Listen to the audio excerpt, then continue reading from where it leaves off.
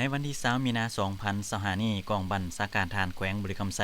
ได้จัดตั้งปาฐกถา3วันประวัติศาสตร์คือวันสร้างตั้งพรรคประชาชนปฏิวัติลาวครบรอบ70ปี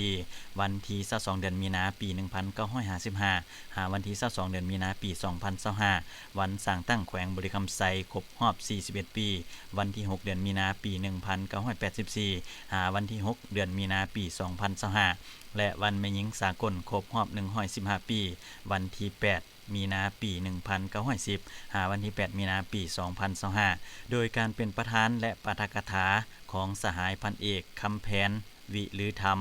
กรรมการพรรคแขวงเลขาคณะพรรคหัวหน้าการทหารกองบัญชาการทหารแขวงมีคณะพรรคกองบัญชาการคณะห้องบรรดาพนักงานนักรบทั่วองค์การ5ห้องและกรมกองอ้อมข้างเข้าร่วมสหายพันเอกคำแผนวิลือธรรมได้ยกให้เห็นผลงานอันใหญ่หลวง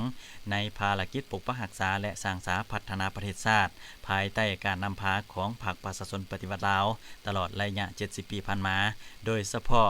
พรรคได้นำพาการต่อสู้บ่ยอมจำนนพิละอาหารที่นำไปสู่ชัยชนะของการปฏิวัติศาสตร์ประชาธิปไตยสืบต่อนำพาการจัดตั้งปฏิบัติ2หน้าที่ยุทธศาสตร์คือการปกปักรักษาและสร้างสรรค์พัฒนาประเทศชาติไปตามเส้นทางสังคมนิยมเพื่อความอยู่เย็นเป็นสุขของประชาชนลาวบรรดาเผ่าพรรคประชาชนปฏิวัติลาวเวลาใดก็ยึดมั่นลัทธิมาร์กเลนินเป็นพื้นฐานแนวคิดไก่สอนพรหมวิหารและยึดถือหลักมั่นของชนชั้นกรรมกรอย่างเสมอต้นเสมอปลายสมทบแน่นระหว่างลัทธิรักชาติอันแท้จริงกับลัทธิสากลอันผ่องใสมีความจงรักภักดีต่ออุดมการณ์ปฏิวัติและผลประโยชน์ของประชาชนลาวบรรดาเผ่าถือเอาความสามัคคีภายในเป็นหลักเต้าโฮมความสามัคคีเป็นปึกแผ่นภายในชาติเสิร์ชสู่ความเป็นแบบอย่างนำหน้ารักษาได้คุณธาตุการเมืองและคุณสมบัติศีลธรรมปฏิวัติความเชื่อมั่นจากประชาชนลาวบรรดาเผ่าตลอดมาจากนั้นก็ได้ยกให้เห็นประวัติการสร้างตั้งแขวงบุรีคำไซที่ติดพันกับประวัติศาสตร์ของชาติลาวบรรดาผลงานการสร้างสรรค์พัฒนาการเสริมขยายมูลเสื้อ6มีนาเข้าในการพัฒนาแขวงพร้อมทั้งยกให้เห็นประวัติความเป็นมาของวันแม่หญิงสากลบรรดาองค์การจัดตั้งสนธิสัญญาแถลงการกองประชุมเกี่ยวกับแม่หญิงในระดับสากลและนโยบายส่งเสริมความก้าวหน้าของแม่หญิงในสาธารณรัฐประชาธิปไตยประชาชนลาวโอกาสนี้สหายพันเอกคำแผนวิลือธรรมยังได้เน้นหนักให้ทุกสหายต้องได้ศึกษาค้นคว้าเสื่อมซึมมูลเชื่อความเป็นมา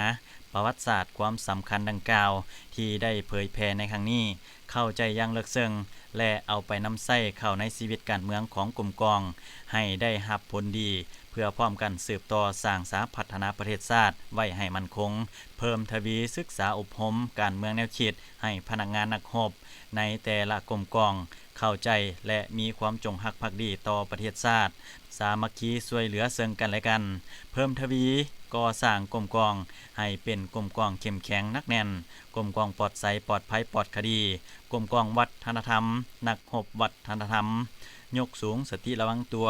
เพิ่มทวีการนำพาของพรรคและการคุ้มครองของรัฐปฏิบัติตามระเบียบของพรรคกฎหมายของรัฐของกองทัพยู่แฮงสร้างกระบวนการแข่งขันรักชาติและพัฒนาของสังคมอยู่ในเงื่อนไขใหม่อย่างแข็งแรง